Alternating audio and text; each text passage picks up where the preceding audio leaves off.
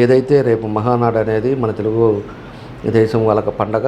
అదేవిధంగా మన ప్రీతం నాయకుడు నందమూరి తారక రామారావు గారు పార్టీ వ్యవస్థాపకులు ఆయన జన్మదిన సందర్భంగా ఎప్పుడు ప్రతి ఏటా కూడా మహానాడు ఒక పండగ వాతావరణంలో మనం చేసుకోవడం జరుగుతూ ఉండేది.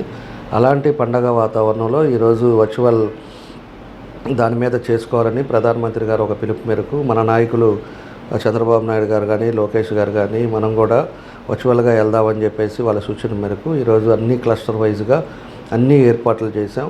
కాబట్టి మన పార్టీ తెలుగుదేశం పార్టీ కుటుంబ సభ్యులు కానీ ప్రజలు కానీ అందరూ కూడా మనకుండే 12 క్లస్టర్స్లో అందరూ కూడా భాగస్వాములు అవ్వండి. 2 రోజులు ఏ పనులు ఉన్నా కూడా అందరం కూడా దాంట్లో ఉండేటట్టుగా సాయంత్రం దాకా అందరం కలిసి మనం బంధువులను కూడా షేర్ చేసుకునే విధంగా జరుగుతున్న అభివృద్ధితో పాటు జరుగుతున్న ఎక్కడైనా ఇబ్బందులు ఉన్నా కూడా బాక్స్ రూపంలో లెటర్ రూపంలో కూడా ఏమని చెప్పాము అవి కూడా చదువుతాను.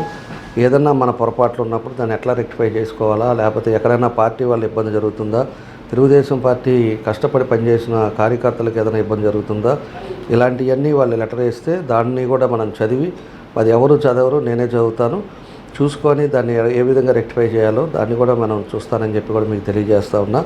కాబట్టి అక్కడ ఉండే ఏర్పాట్లన్నీ కూడా మనకి స్క్రీన్ కానీ అదేవిధంగా నెట్ కానీ దానికి నిన్నే మీటింగ్ పెట్టి అందరికి కూడా చెప్పాను. నేను ఫుడ్కి ఒక మనిషిని పెట్టాం, అదేవిధంగా దాన్ని నెట్ కానీ మన ఏదైతే మానిటర్ కానీ ఇవన్నీ కూడా దాన్ని చూసేదానికి ఒక మనిషిని పెట్టాం.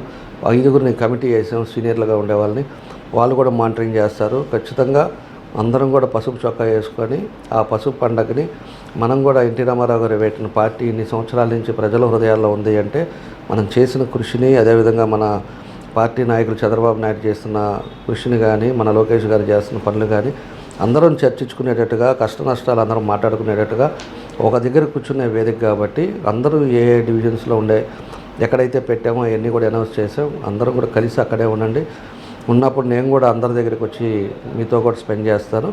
కాబట్టి దీన్ని కూడా జయప్రదం చేయండి. మంచి పేరు వచ్చేటట్టుగా మన నియోజకవర్గానికి అందరూ కూడా కష్టపడి పనిచేస్తారని చెప్పేసి కూడా ఈ సందర్భంగా మీ అందరికి కూడా తెలియజేస్తూ